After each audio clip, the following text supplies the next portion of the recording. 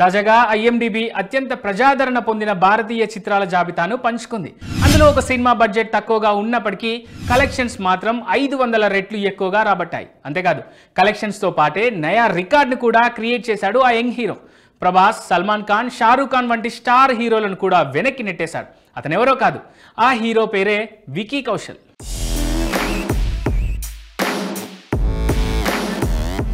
IMDb ఈ సంవత్సరం 1 జనవరి నుంచి 1 జూలై వరకు ఉన్న సినిమాలను ప్రకటించింది.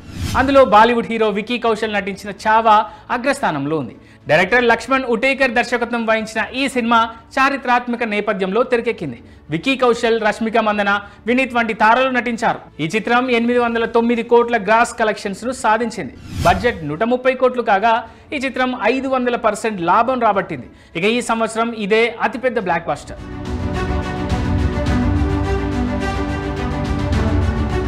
చావాలో అక్షయ్ ఖన్నా, రష్మిక మందన, దివ్య దత్త, వినీత్ కుమార్ సింగ్, వికీ కౌశల్ ముఖ్యమైన పాత్రల్లో నటించారు.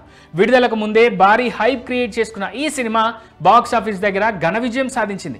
ఇక IMDb విడుదల చేసిన జాబితాలో చావా నెంబర్ 1 ప్లేస్లో ఉండగా, డ్రాగన్ నెంబర్ 2 ప్లేస్లో, దేవా 3rd ప్లేస్లో, రైట్ టు 4th ప్లేస్లో, రెట్రో 5వ స్థానంలో, ది డిప్లొమాట్ 6వ స్థానంలో, ఎంప్రాన్ 7వ స్థానంలో, సితారే జమీన్ పర్ 8వ స్థానంలో, కేసరి చాప్టర్ 2 9వ స్థానంలో, విదాముయాచి 10వ స్థానంలో ఉన్నాయి.